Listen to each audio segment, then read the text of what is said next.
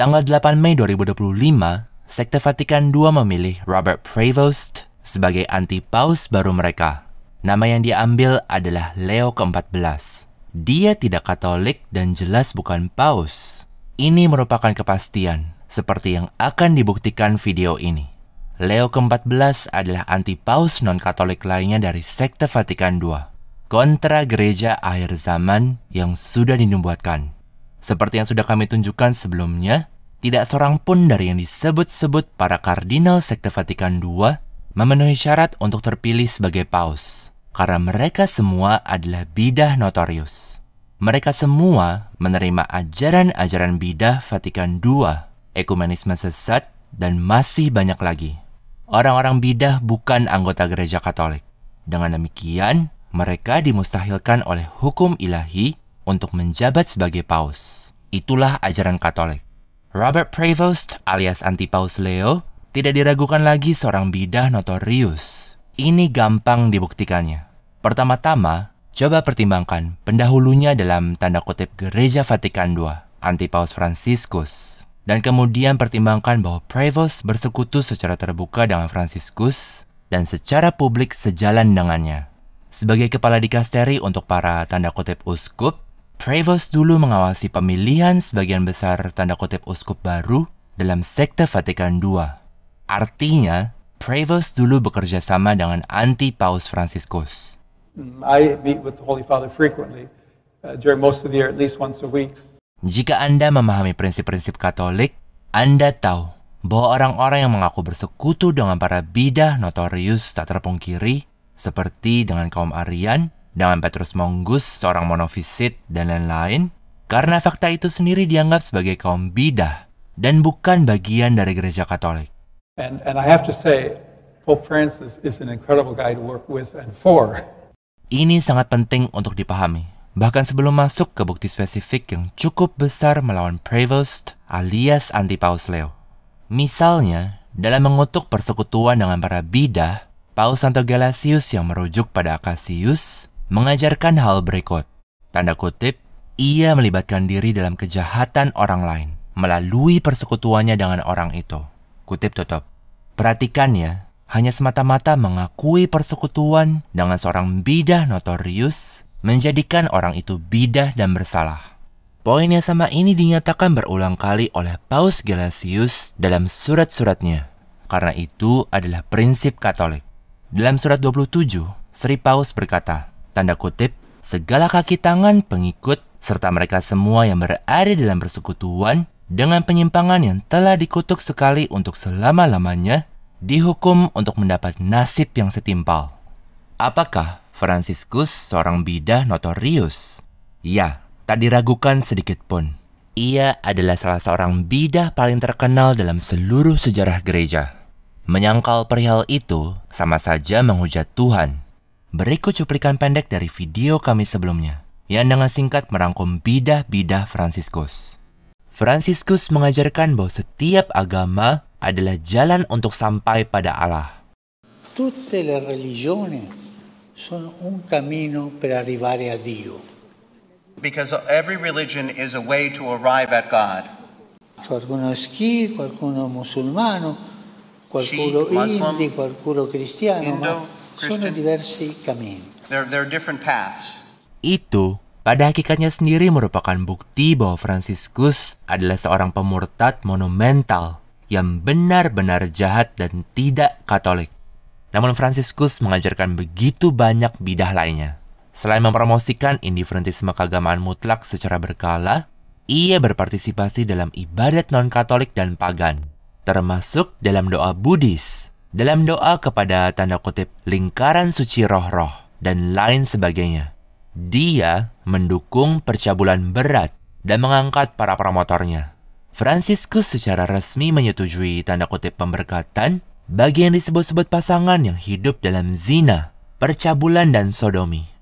Fransiskus tidak mengutuk para pendukung paling terbuka dari aborsi dan agenda tanda kutip LGBT. Namun sebaliknya, dia justru memberi mereka semangat. Dia mengutuk hukuman mati, secara eksplisit setuju dengan Martin Luther soal pembenaran dan mempromosikan modernisme dengan berbagai cara. Io credo che le intenzioni di Martin Lutero non erano sbagliate e oggi luterani e cattolici, protestanti tutti, siamo d'accordo sulla dottrina della giustificazione. Kami bisa terus-terusan membahasnya, seperti pada video-video dan artikel-artikel kami. Ia mengajarkan bidah bahwa semua orang yang dibaptis berada di dalam gereja Kristus. Pada banyak kesempatan Fransiskus mengajarkan bahwa upaya meyakinkan orang akan iman adalah perbuatan tidak licit atau tidak diizinkan, dan masih banyak lagi. Semuanya terdokumentasi. Ini semua adalah fakta terlepas dari yang akan diklaim oleh para pendusta jahat tertentu. Suatu perbuatan yang akan mendatangkan hukuman bagi mereka. Fransiskus tidak Katolik sedikit pun. Oh Espíritu Santo, ayúdanos a reconocer con gozo los dones que han venido a la Iglesia por la Reforma. Prevost adalah kolaborator dekat dengan anti-paus Fransiskus yang Protestan dan bidah secara gamblang itu. Tidak hanya itu, Prevost tidak meninggalkan keraguan sedikit pun bahwa dirinya sejalan secara teologis dan spiritual dengan anti-paus Fransiskus si Protestan itu. Karena Prevost memuji serta berterima kasih kepada Fransiskus dalam pidato pembukaannya setelah terpilih sebagai anti-paus. Dalam pidato pembukaannya ia menyatakan, tanda kutip, "Mari kita jaga di telinga kita. Suara lemah namun selalu berani milik Paus Fransiskus yang memberkati Roma." Kutip tutup. Ia juga berkata, tanda kutip, "Terima kasih Paus Fransiskus." Kutip tutup. Ancora conserviamo nei nostri orecchi quella voce debole ma sempre coraggiosa di Papa Francesco che benediva Roma. Grazie a Papa Francesco. Dalam pidatonya pada tanggal 10 Mei, 2 hari setelah yang disebut-sebut pemilihannya, Prevost mengungkapkan dirinya sejalan dengan Fransiskus tidak kurang dari 4 kali. Santo Padre Francesco. Coba saya berikan satu analogi. Misalkan ada seorang bidah terbuka yang menganut Arianisme. Orang itu mati dan digantikan oleh salah seorang rekan dekatnya. Pada pidato pembukaannya, orang baru itu menyuarakan bahwa dirinya mendukung dan bersekutu dengan pendahulunya yang juga seorang Arian. Apakah dia juga akan dianggap sebagai seorang bidah Arian? Ya, tentu saja. Dan umat Katolik berkewajiban untuk menolak orang itu. Bahkan, tidak ada orang Katolik yang punya otoritas untuk menganggap orang semacam itu Katolik. Prinsip ini juga berlaku kepada Prevost akibat persekutuannya dengan Fransiskus. Karena kesejalanan dan persekutuannya secara publik dengan anti-Paus Fransiskus, seorang non-Katolik notorius, tanpa perlu mempertimbangkan apa saja yang dikatakan Prevost, dia terbukti seorang bidah notorius, sama seperti Fransiskus, dan tidak memenuhi syarat untuk menjabat paus. Itulah poin kuncinya. Jadi, ini benar-benar sederhana sekali. Kalau Anda menganggap Fransiskus seorang bidah, maka Anda harus menolak Prevost. Dan kalau Anda tidak menganggap Fransiskus seorang bidah, ya Anda pemurtad. Berikut Prevost memberi penghormatan kepada makam anti-Paus Fransiskus dan berdoa di makamnya.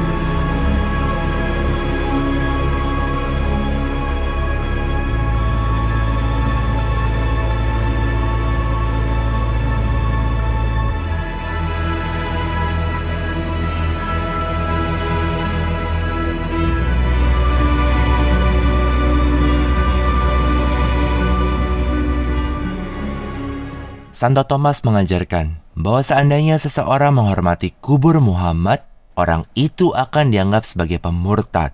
Demikian juga, seseorang yang memberi penghormatan kepada kubur Antipaus Fransiskus atau berdoa di kuburnya, orang itu dianggap bidah. Namun Prevost sendiri telah mengajarkan banyak ajaran bidah, dan sama sekali tidak diragukan bahwa akan ada lebih banyak lagi yang dia promosikan seiring berjalannya waktu. Pemilihannya sebagai anti-paus didukung oleh pendukung tanda kutip LGBT terkenal, James Martin, yang menyebutnya brilian dan berkata bahwa dia bersukacita atas pemilihan tersebut. Hey everyone, it's Jim Martin, and just sort of stunned by the news of the election of Pope Leo XIV, former Cardinal Prevost. I got to know him a little bit at the Synod. He was at my table, and I know him to be a down-to-earth, kind, modest, reserved guy, hardworking, decisive, not afraid of speaking his mind. It's a great choice. I rejoice in this selection of Pope Leo XIV. Sebagai kepala dikasteri untuk para tanda kutip uskup, Prevost mengangkat Robert McElroy yang bereputasi buruk ke Washington DC.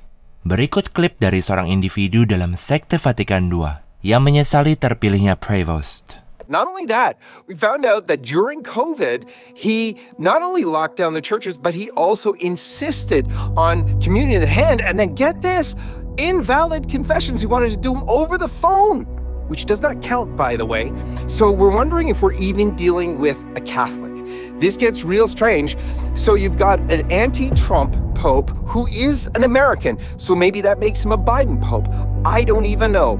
Well, not only that, you have this is the very head of the Congregation of Bishops who presided over getting rid of America's Bishop Joseph Strickland and the elevation of Cardinal McElroy, the worst bishop in America, to be the Archbishop of Washington, D.C.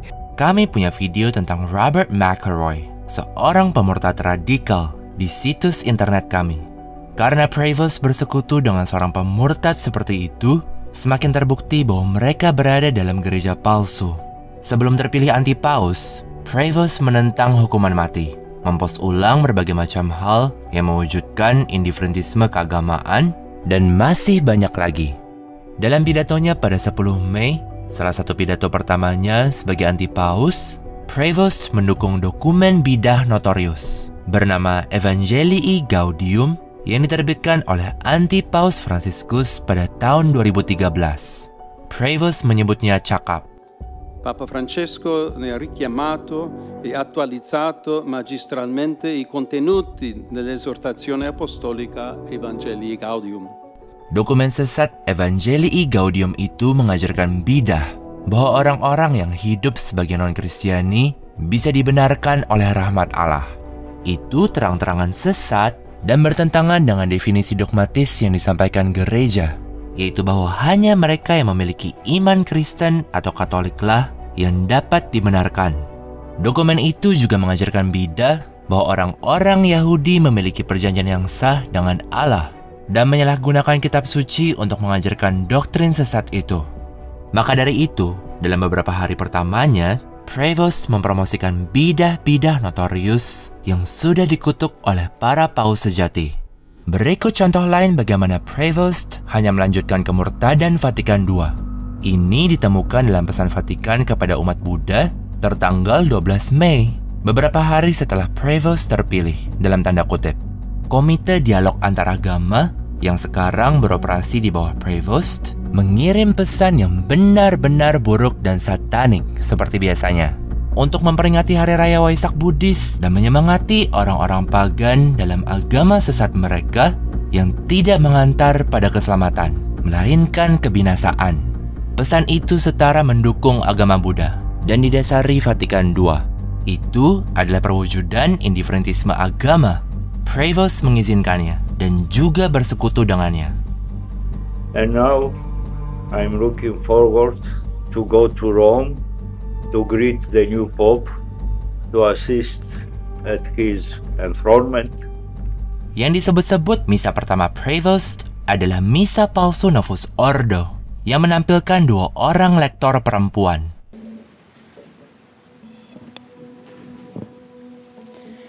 A reading from the book of Revelation. And the wall of the city had 12 foundations, and on them were the 12 names of the 12 apostles of the Lamb. Para un sacerdocio santo, a fin de ofrecer sacrificios espirituales. Itu adalah bukti bahwa Prevost bahkan tidak tradisional secara liturgis. Namun seandainya pun dia tradisional secara liturgis, itu tidak akan mengubah fakta bahwa dalam perkara doktrin, dia seorang bidah notorius. Memang benar, di tanggal 8 Mei, hari dia dipilih oleh Kontra Gereja Vatikan II, Prevost mengirim surat kepada Komite Yahudi Amerika, meyakinkan mereka bahwa dia akan bekerja sama dengan mereka dalam yang disebut-sebut semangat Vatikan II dan Nostra Aetate. Nostra Aetate tidak hanya memuat bidah, namun juga telah menjadi fondasi langsung untuk pernyataan serta perbuatan tak terhitung yang bidah dan penuh dosa yang dilakukan oleh para anggota sekte Vatikan II, termasuk perbuatan-perbuatan dosa berat di tempat-tempat tanda kutip ibadah mereka. Surat Prevost tentang hal ini merupakan bukti lebih lanjut bahwa dia tidak Katolik. Di tahun 2023, Prevost juga menegaskan bahwa dia setuju dengan Fransiskus yang tanda kutip terbuka dan ramah kepada orang-orang dengan apapun gaya hidup, pakaian, dan lain-lainnya. Different interpretations of marriage, etc. Have you, given Francis's leadership, experienced any change from 2012 until now? Given many things that have changed, I would say there's been a development in the sense of the need for the church to open and to be welcoming. And on that level, I think Pope Francis made it very clear that he doesn't want people to be excluded simply on the basis of choices that they make, whether it be lifestyle, work, way to dress, or whatever. Itu termasuk memberkati yang disebut-sebut pasangan yang terlibat dalam percabulan, sodomi, dan lain-lain.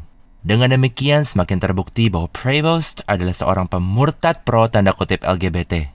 Prevost menganggap anti-Paus Paulus ke-6 dan Yohanes Paulus II sebagai santo, kendati kedua-duanya secara terbuka bidah dan mempromosikan indiferentisme agama serta ekumenisme sesat.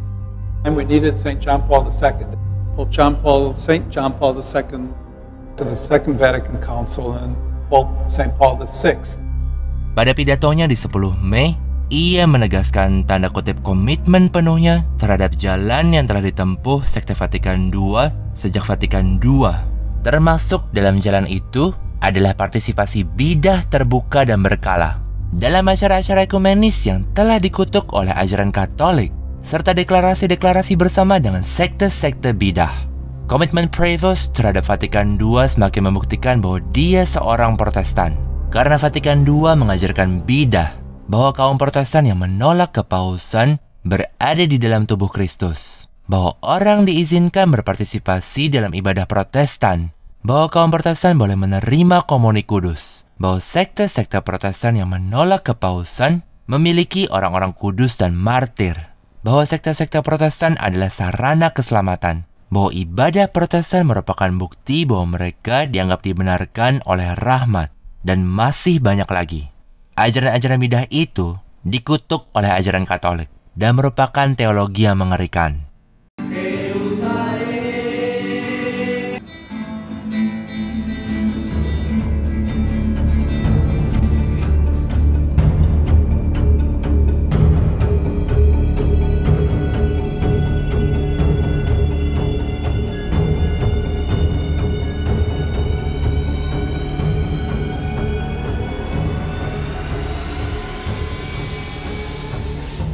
Selain merupakan seorang bidah notorius, Prevost juga bukan imam yang valid, karena dia tanda kutip ditahbiskan dalam ritus baru tidak valid yang dipermaklumkan oleh anti-Paus Paulus ke-6.